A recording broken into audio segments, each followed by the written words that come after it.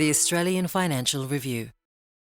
Hello and welcome to 15 Minutes with the Boss. We've had such a great response to the episodes with Matt Comyn and Janine Allis that we've decided to play the extended version of both these episodes. This week we're going to hear from Matt Comyn, the Chief Executive of Commonwealth Bank. There were so many great takeaways that just didn't make the cut, so we hope you really like hearing a lot more of what Matt Comyn had to say. Please enjoy.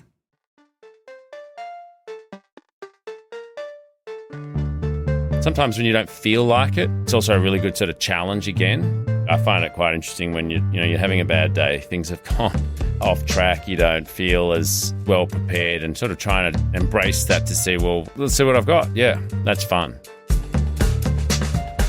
But when I started, absolutely not. Like everyone, I was nervous, I was worried.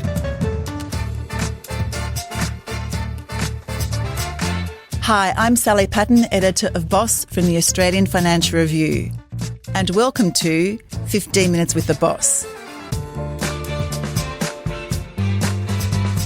a podcast about success and failure and everything in between. And along the way, we're aiming to get some great advice from our leaders. My guest today, happily, is Matt Comyn, the Chief Executive of the Commonwealth Bank of Australia. Hi, Matt. How's your day been so far? Very good. Great to be with you. Excellent. Thank you for coming in. Pleasure. Now, Matt, as I said, you're the CEO of Commonwealth Bank, Australia's biggest bank with a global staff of around 50,000 people, which is quite a few to be in charge of. Last year, you recorded a $9.8 billion cash profit, of which you returned some $8 billion to shareholders through dividends. You bank more than 1 in 3 Australians. And my interesting/fun fact is that you bank 46% of younger adults.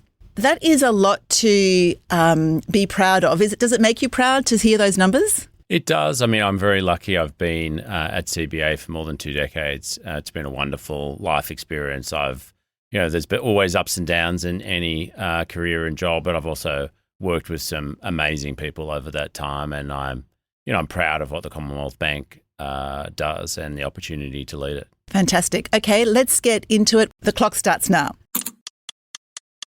My first question is, what does your morning routine look like? What time do you get up? What happens? So no fixed routine. I don't have an alarm clock, but I'll generally wake up somewhere between around 6 early. This morning it was earlier. I basically will get up, exercise, go to work. And what does the exercise comprise of? Varies. This morning, gym, sometimes run, not so much cycling anymore, but probably exercise most days. But if I've got something on, I will skip it. But I generally don't have a fixed schedule. I'm always in by a certain time, but when I wake up, I get up, and I don't seem to really ever sleep in. So what time do you get to the office by? Somewhere around 7:30-ish. Okay. You're not particularly worried if you don't get your exercise in. You sort of go with the flow a little bit. I mostly get it in. It'll only be if there's something I really feel like I can't, or I'm particularly tired, or have had a late night.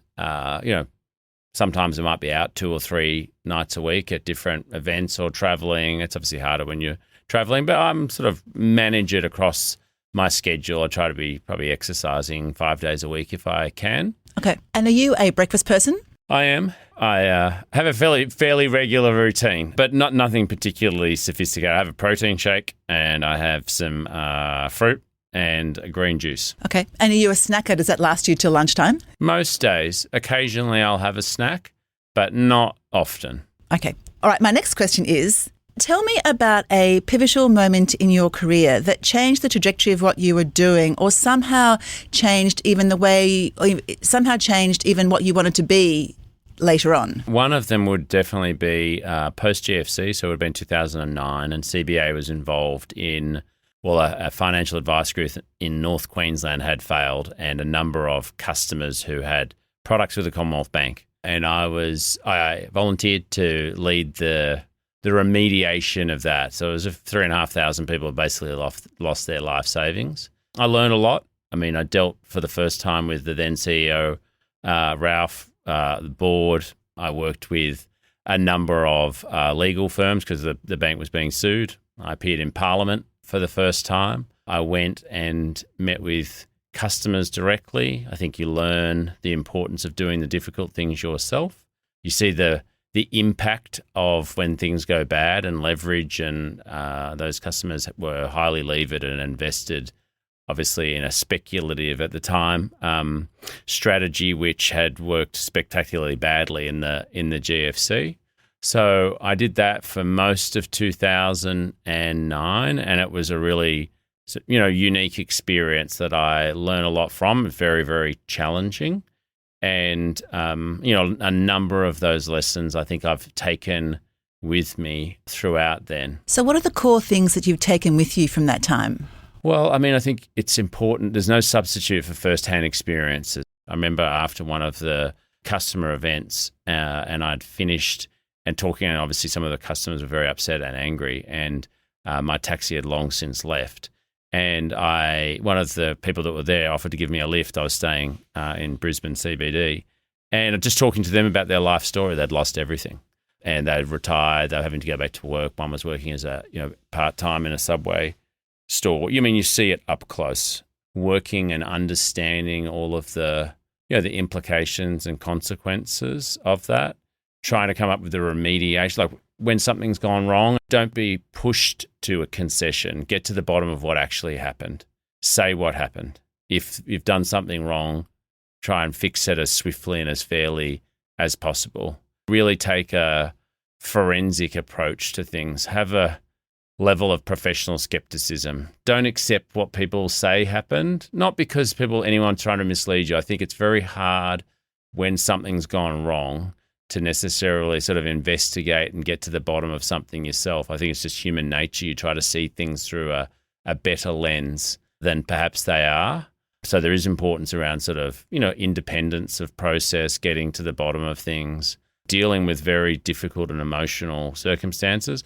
I dealt with a major class action law firm at the time, which, probably conventional wisdom might have been that's going to be really challenging, but we tried to deal with them very fairly, and I thought they dealt with us very fairly. We got to an outcome. I think there's a way to build a relationship that's based on transparency and integrity, even with someone that might otherwise be seen as an adversary at that point in time. And I think I probably took a lot of confidence from that, from being exposed to something really, really challenging. So what were you doing immediately before that role? And did you put your hand up for the role, or did someone tap you on the shoulder? I was running ComSec, and I put my hand up for the role. A number of people asked, why would you want to do that? I'm sure they did. I certainly didn't have any of the foresight. Looking back, it's clear that was a really important period and a great opportunity. But I guess at the time of putting my hand up, it was less obvious, but obviously I'm really glad I did. And I think it's really important about embracing opportunity and trying to do difficult things. I think when lots of leaders differentiate themselves over time, it's generally those who move towards the hard issues. They don't leave it to others. And that's obviously easy to say, but it's actually incredibly important. And was there a point where you thought you had bitten off maybe more than you could chew? Because I guess that's also part of the learning, right? Absolutely. So, yes, at various, all of those things, I think when you do something for the first time, it can feel daunting.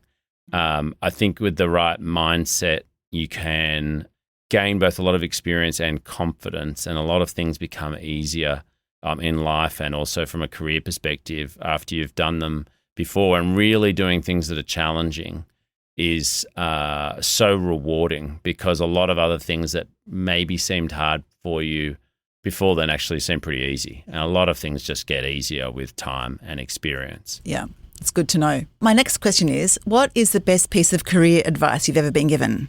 Really embrace the opportunities that you're given. And that for me would have been a few years before that. As a particular point when I was being asked to go and lead a piece of work, which was ComC, which a big technology project at CBA. And I didn't necessarily want to do it. But the person that I was working for sort of gave me that piece of advice. And ultimately, part of that was, he asked me at the time, do you trust me? And I said, I absolutely do. And I did. And he was, this is going to be really you might not think it is. It's going to be really good and important for you to do it. And it taught me a lot because I think, a lot of times you see people that can be, a little bit tentative, and, life comes with sort of unexpected opportunities and challenges. And I think if you're the sort of person that's really looking for a way to, embrace an opportunity, there's so many different ways that you can learn. You tend to be then, I think, rewarded with other opportunities as well. And, I've just found that there are so many ways to learn in life and in business and from other people as well. And so I think the sort of embracing opportunities with curiosity and trying to just continue to improve every day, it makes a huge difference. That, both that's a mindset as well as, a determination to do both of those things. So when you're looking at those new opportunities and you're thinking, maybe I don't want to do that because it's a bit scary, how do you stop second guessing yourself and just forcing yourself to say yes? It's important to be able to do that, and I do. I think it's important to have constructive self-reflection and looking for the things that you can improve every day. But I don't ruminate. I don't second guess. And I see this sometimes. People will ask about public speaking.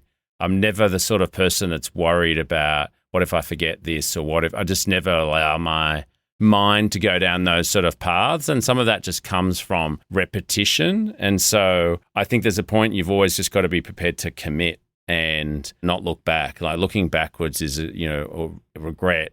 Thinking about all the things you could have or would have or should have, forget it. Just think about how you can take that forward. And I think that's a really important life skill. That is fantastic advice. No regrets, don't look back, look forward. Yeah. Okay, Matt, on that note, that is the end of our first section.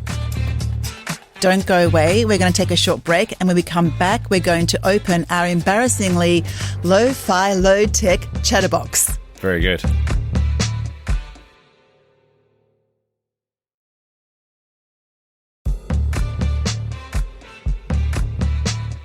Welcome back to 15 Minutes with the Boss. I'm here with Matt Comyn, the Chief Executive of the Commonwealth Bank. Now, Matt, this is our section called the Chatterbox, as threatened.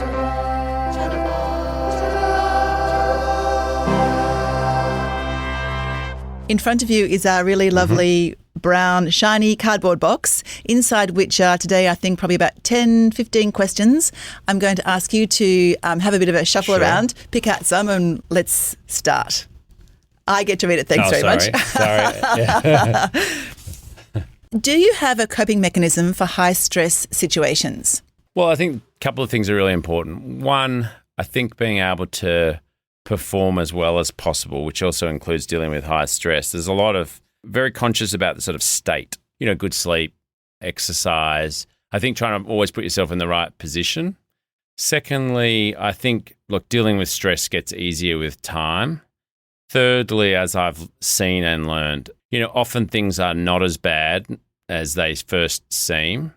Often the worry can be debilitating. So I think it's a sense of proportionality and being able to just work calmly through individual problems. And obviously there's the most important thing about dealing with difficult issues or stress, just having a great team. That's something that's a big part of my job, is getting the right people in the right roles, working to their potential, working well together. Once you've got that, things are a lot less stressful when you feel like you've got a great team around you, you've got great support, in my case, from the board. There's clarity, there's alignment. I feel like, you can work calmly through any problem, but like any job and situation in life, it can be stressful, but I think with the right, mindset and approach, there's always a way forward, always. So in terms of how much you sleep and how much you exercise and your recovery time and even what you put in your body, do you measure those things or I do.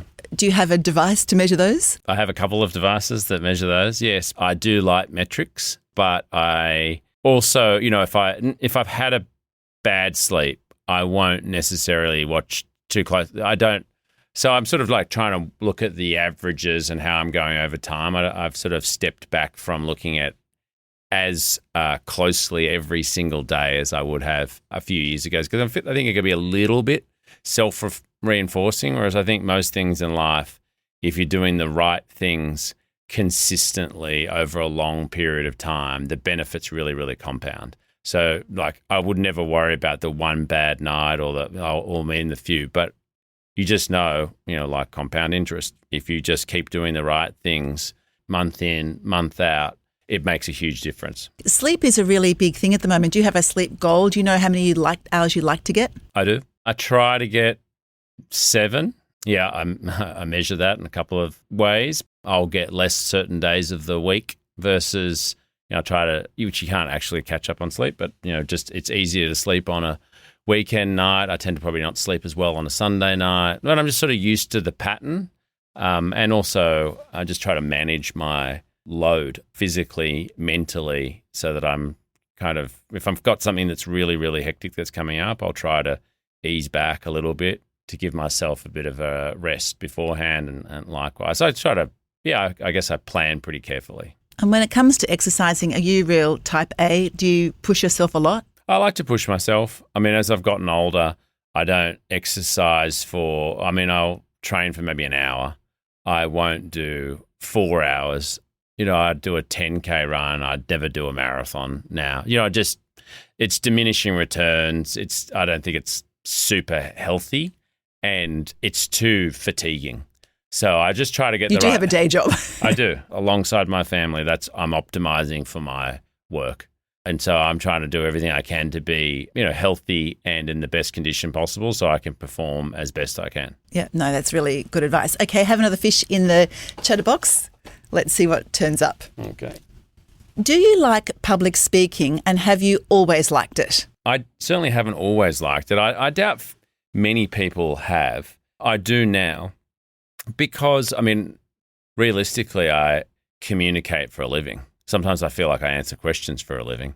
And a big part of when you're leading people is being able to communicate clearly, hopefully inspire, but also, try and reach the audience.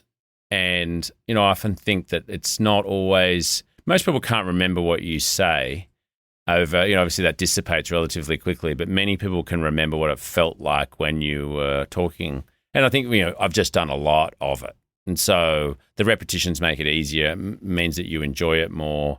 I prefer, I wouldn't like to be an MC at a wedding, but I like speaking. I would have thought that's a lot easier than what you do. No, it's just I like structure. I don't mind doing a speech. I think like anything, if you don't have a mindset that you enjoy it and you try to do a really good job and think about I think intent is so important. What do I want to get out of this? I don't sort of stumble into things. You've thought about it beforehand. I'm trying to think about it, exactly. And then I just try to push everything else out of my mind right before I go on stage. I've got routine and then I just start and I don't second guess. I don't react if whatever, an alarm goes off or something. And because I've done it so many times, with that comes a degree of confidence that, you can do it well. And sometimes when you don't feel like it, it's also a really good sort of challenge again, because sometimes I think it's less about how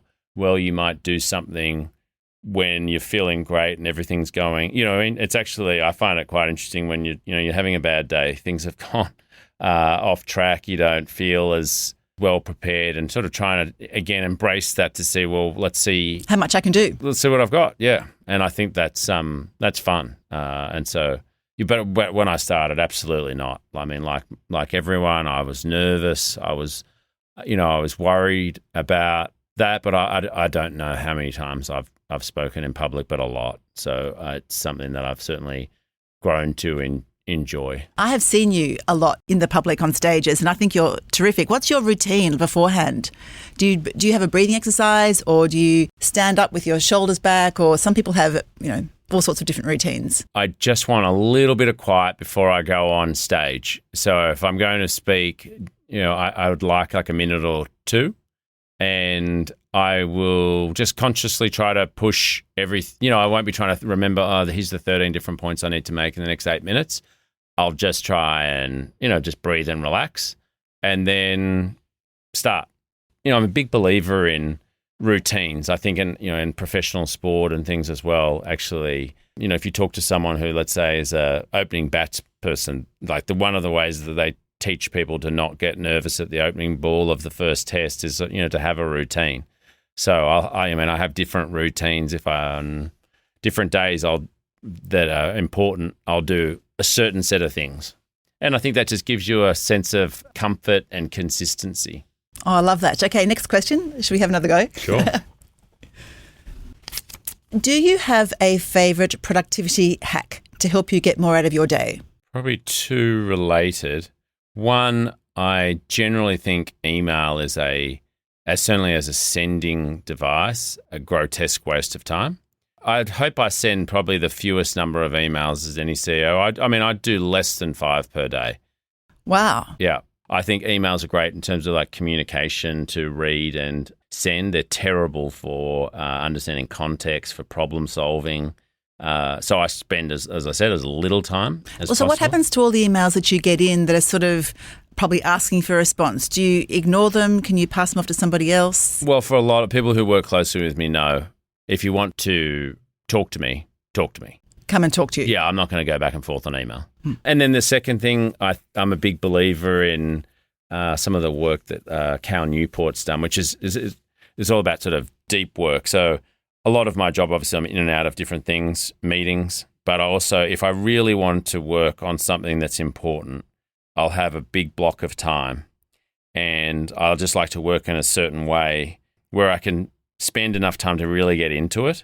Because, obviously, sometimes I might have 10 or 12 different meetings or topics that I'm context switching between, which is fine. But if you actually really want to understand something and take it forward, then you need to spend enough time on, really understanding the material. And, obviously I like just talking to the people who are experts in that area. So I try to have blocks of time where I can work on something that is important, and it's sort of unstructured time, but I use it in a certain way.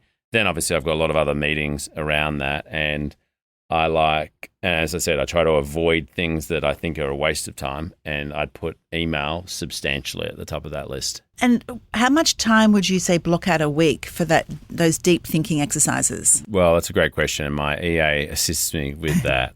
But it really varies. When it's coming up to something that obviously if it's results or, we've got a big strategy session with the board and it's not just about reading the papers, or if there's a particular topic, maybe in a more complex topic I want to spend some time on, then I'll try and block sort of 2-3 hours out on a certain day.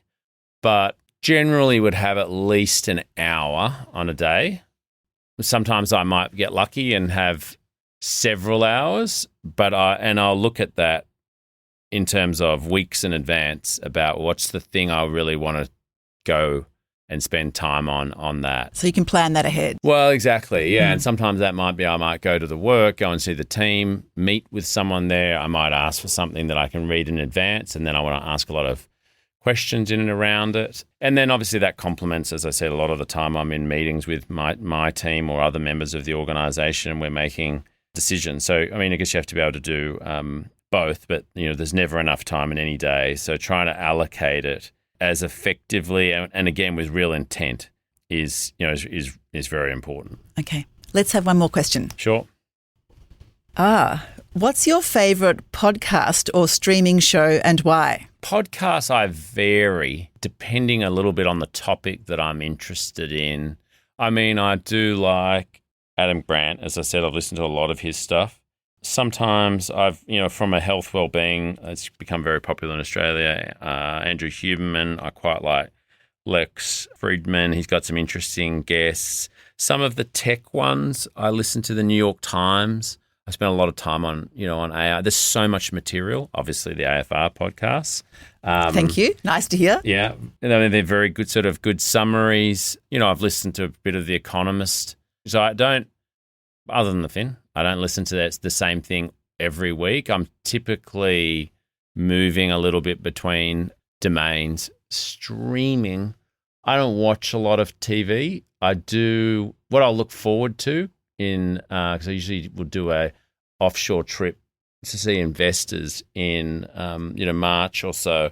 I'll download the whole sort of Drive to Survive series Right, on Netflix. My son and I, he loves Formula One, and it's a sport I've basically zero interest in before that series. So something like that, I just find it like really engaging and interesting to watch on a long haul flight, because I wouldn't do that if I was at home. I would feel it was a bit of a waste of time. Whereas there, I find that sort of relaxing because, it's a long flight and you can sort of binge watch. But otherwise, I don't probably watch that much TV. A bit of sport, because I find that easy to sort of switch off. I've watched quite a bit of rugby league, but not a lot of other sort of series during the year. Okay. On that note, you have passed, thank you very much, the Chatterbox section.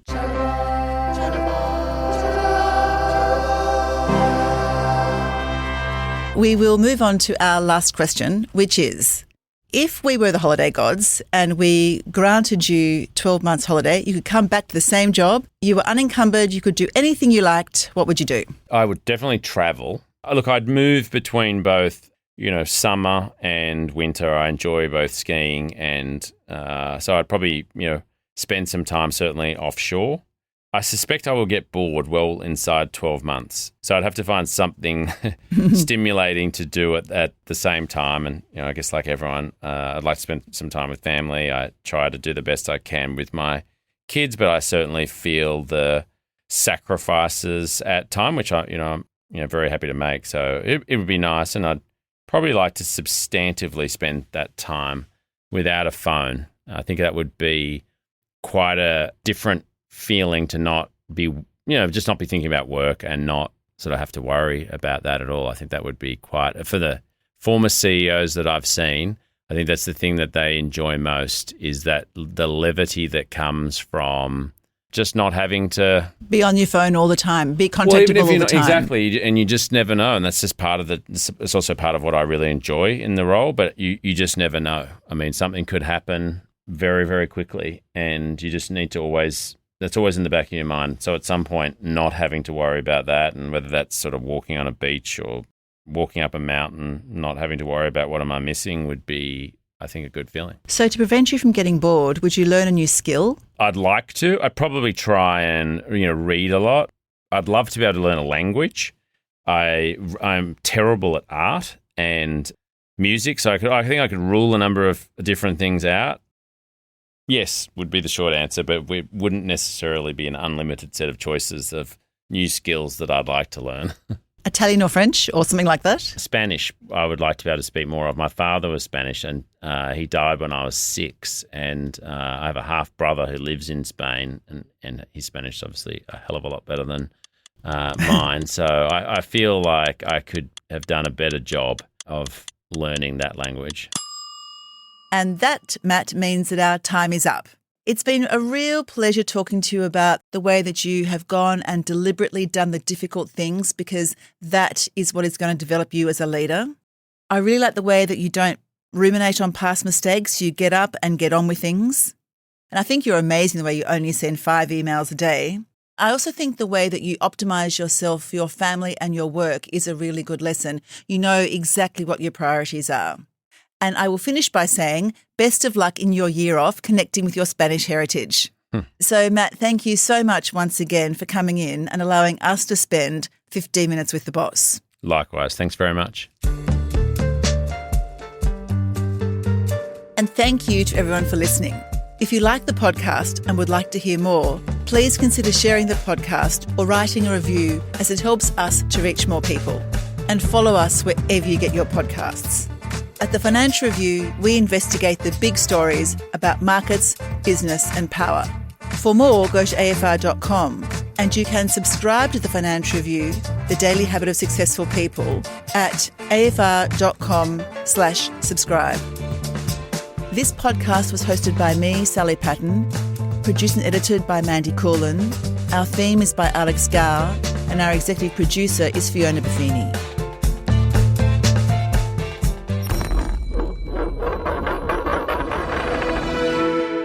The Australian Financial Review.